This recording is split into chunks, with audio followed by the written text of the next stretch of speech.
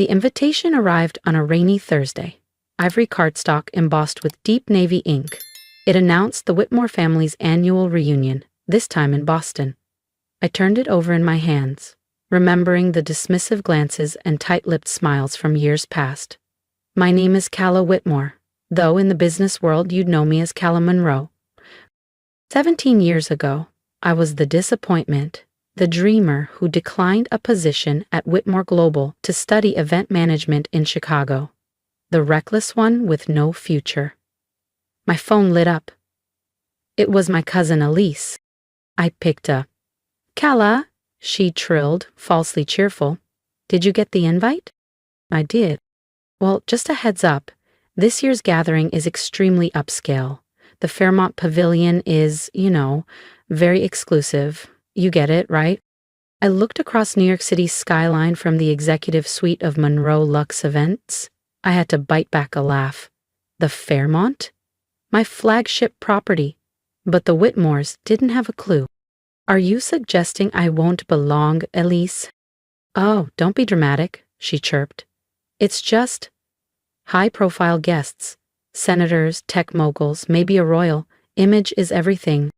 Translation, they didn't want the old failure ruining their show. "And who chose the venue?" "Me," she said smugly. "Dad said I have an eye for prestige. The Fairmont's the crown jewel of Boston. Took some serious strings to pull it off." I smirked. "Those strings were emails through our VIP client portal, personally approved by me at a 50% markup." "Sounds like hard work," I said smoothly. "Oh, you have no idea," she gushed. "The owner, C. Monroe, is famously private, but their staff bent over backward once they heard it was the Whitmores." Of course they were. I had instructed the staff to roll out the red carpet. "Anyway," Elise said breezily, "I'm sure you understand. Maybe next year. If you've moved up from that tiny inn you opened in Chicago..."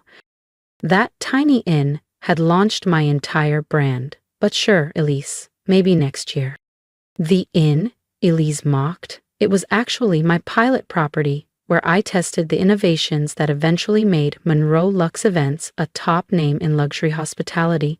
But the Whitmores had stopped tracking my life long ago."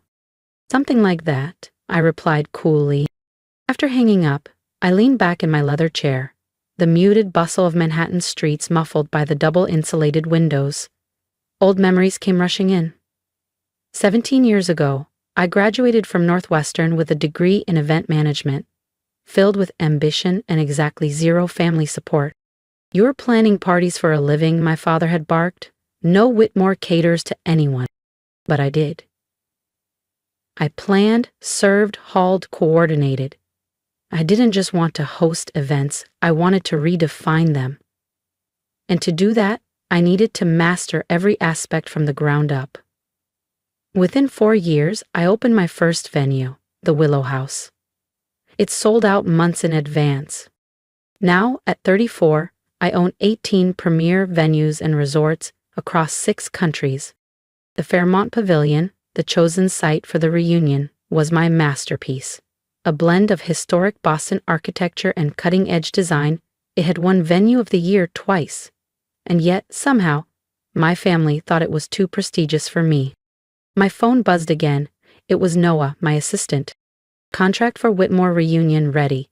Need your final approval. Want me to bring it up?" I typed back, smiling. "No need.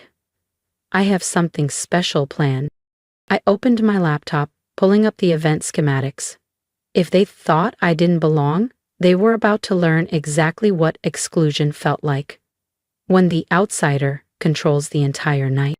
Every detail passed through my hands, the lighting cues, the champagne list, the keynote timing, even the subtle scent infused through the ventilation. I was crafting an unforgettable experience. Memories flickered, like when they made me sit with the caterers at Uncle Gregory's gala, or Elise's wedding where she accidentally placed me next to the janitorial staff, claiming it was more my speed. I'd already been CEO of 2 companies by then.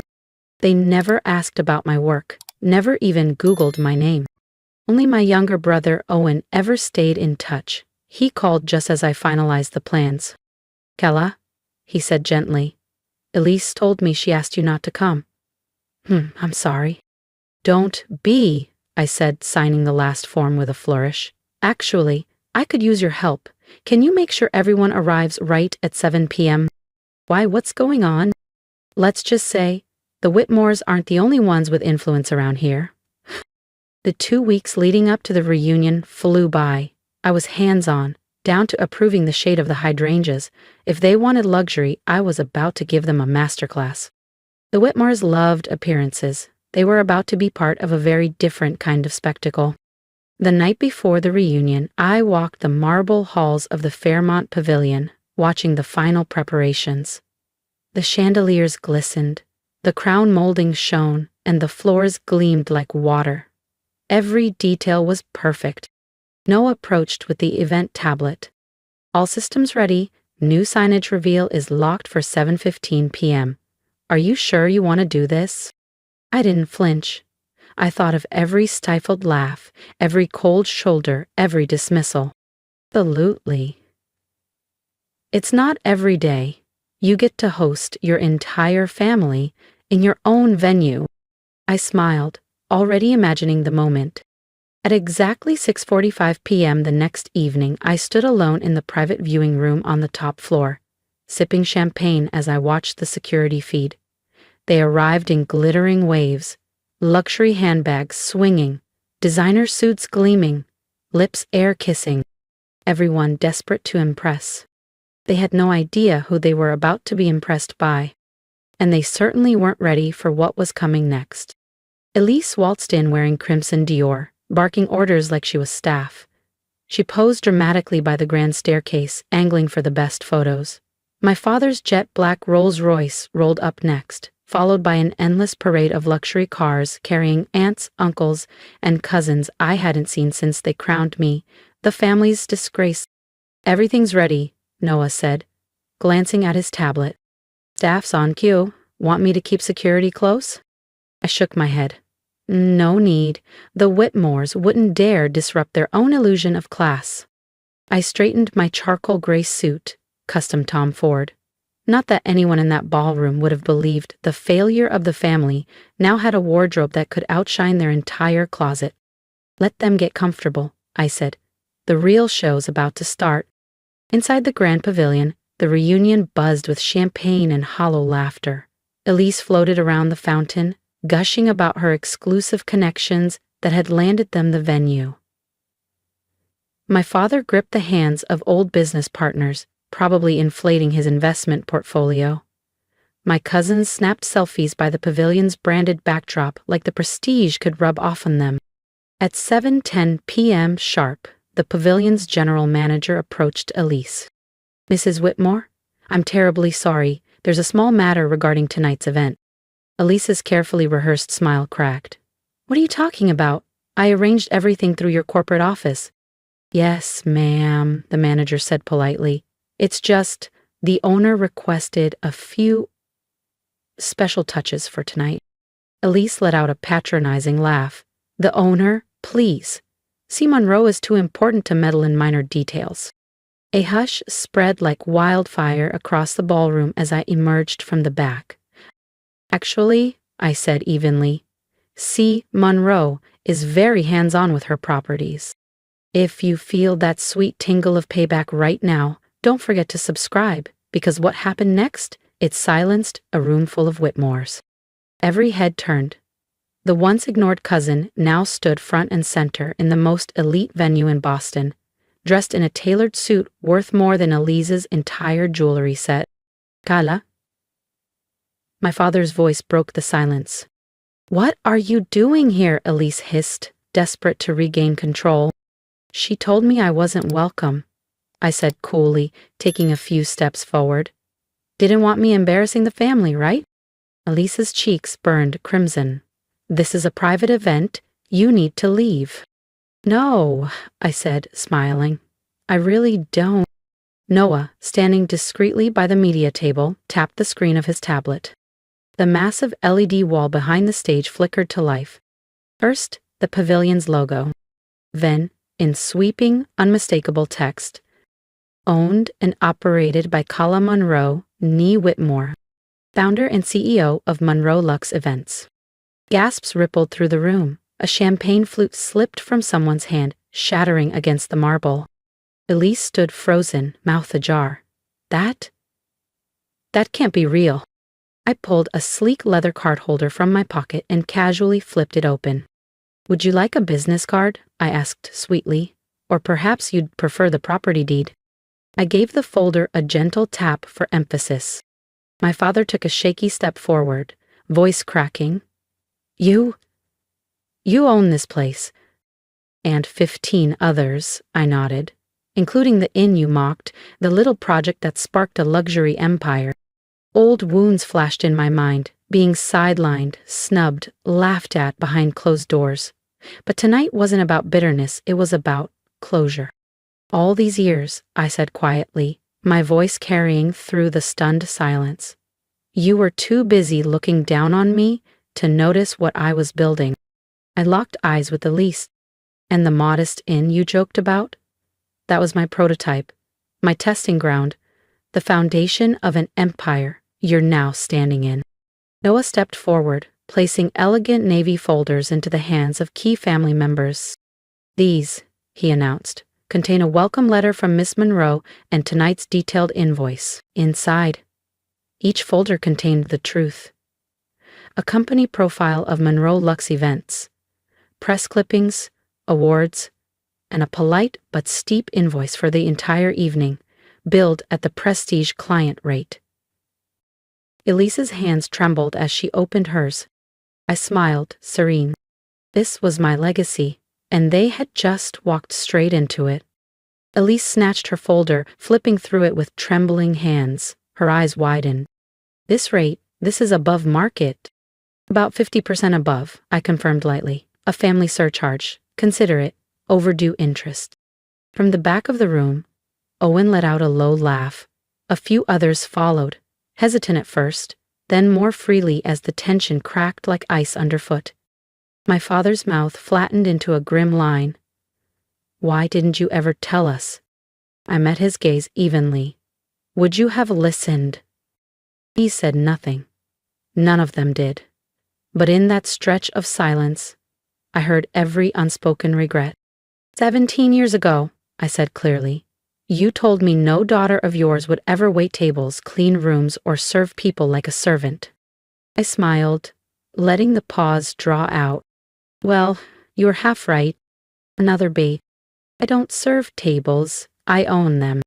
Across the ballroom, every digital panel lit up at once, sweeping images from Monroe Luxe's properties around the world. The shimmering coastline villas in the Maldives, the sleek glass towers in Singapore, the candlelit banquet halls of Paris, our newest 5-star oasis opening in Tokyo, its rooftop gardens glowing against the cityscape. For tonight's event, I added smoothly, your reservations haven't been canceled. You're welcome to stay. In fact, I've arranged personal tours of the pavilion. I think it's time you all saw what a career in customer service actually looks like. Elise took a shaky step toward me, her glossed facade slipping. Calla, we didn't mean. I lifted a hand, cutting her off gently but firmly. Yes, you did. Every cold shoulder, every backhanded comment, every time you made sure I knew I wasn't one of you. I turned, addressing the entire room now, my voice steady and strong. But while you were busy guarding appearances, I was busy building a future. Welcome to the pavilion. There was a low murmur. Some faces looked guilty, some embarrassed. A very few, almost proud. My staff will escort you to your upgraded suites, I continued, smiling. Although, Elise, I said with a slight tilt of my head, due to some unexpected VIP arrivals, your room had to be reassigned to one of our cozy standard queen rooms. The same room Tia she once sneered at when mocking my work in hotels. Her cheeks burned crimson. Slowly, the family filtered out, following uniformed concierges toward the elevators. Some whispered, some avoided eye contact altogether. Only my father lingered. I was wrong, he said, his voice gruff and low. About you, about everything. I studied him. the once imposing figure now seeming strangely small under the grand chandeliers. Yes, I said softly. You were. He hesitated. Is there any way to fix it? I let the moment stretch before answering. Well, I said lightly, the best thing about owning 18 venues is I have plenty of presidential suites. Take your pick, stay a while, think about it. Vince, a faint, rueful smile tugged at his mouth. You always were tougher than the rest of us. No, I replied. I just worked harder. I started at the bottom when none of you would even look down. Later that night, after the last tour ended and the last glass was cleared away, I stood in the penthouse suite overlooking Boston Harbor. Noah entered quietly, a folder in hand. Final numbers for tonight, he said, and your family seems a little less smug. I laughed, feeling a lightness in my chest I hadn't known I was carrying. Amazing what a little humility and a downgrade to a city view room can do, I said, flipping open the file. He hesitated. Are you going to tell them? About Tokyo, I smiled. Or Paris, or the private equity deal closing next month. I looked at the stack of contracts waiting on my desk, each one bigger than the last. Not yet, I said, a slow smile spreading across my face. Let's save a few surprises. If you loved seeing Calla reclaim her power, don't forget to subscribe, because what's coming next will make this reunion look like a dress rehearsal. I leaned against the glass wall, gazing out over the glittering city lights. Success, I realized, was never about vengeance. It was about building a life so solid, so beautiful, that no one's approval could ever make or break it. The best kind of victory was simply living it. It was never about proving them wrong. It was about proving myself right. And sometimes, the sweetest kind of revenge isn't cold at all. It's warm, elegant, served with a rooftop breakfast and a view that leaves you speechless. My phone buzzed. Elise. Can we talk tomorrow, please? I smiled, typing back a single line. Lars, your breakfast reservation is at 9 a.m. I own that restaurant too. There was power in simplicity. Not just in the wealth, the buildings, or the accolades, but in finally being seen for who I truly was. Not the help, not the black sheep, not the Whitmore embarrassment, but Calla Monroe, the woman who built a legacy, the woman who wasn't invited to the reunion because she was already hosting it. As I looked out at the sparkling lights of Boston and the pavilion's glowing signage below, a deep, quiet peace filled my chest. Tomorrow would turn another page in the Whitmore story, but this time, it wouldn't be about privilege or appearances. It would be about grit, about growth, about building something real. Because in the end, the best venues don't just offer a ballroom or a room key. They create something unforgettable. And tonight, I made sure my family would remember. If you've stayed with me through this story, thank you. I'd love to hear your thoughts. Drop a comment below. What would you have done in my place? Stayed silent? Spoken up sooner? Or taken a different path entirely? I read every message. Your voice matters. And if even a spark of my journey inspired you, hit that subscribe button. There's so much more to come. More revelations, more lessons, more wins earned the hard way. Because this wasn't just about a family reunion. It was about reclaiming the place that was always mine. Here's the truth I've learned. Sometimes the world won't notice you until you build something so powerful they can't ignore it. And that's okay. Let them doubt, let them laugh, let them exclude you. Use it, every slight, every silence, as fuel. You don't need revenge. You need results. And when your day comes, when they step into a room you built, smile. Not because you beat them, but because you never needed their approval to shine. Keep building, keep dreaming, and when you rise, I'll be here cheering you on from the top.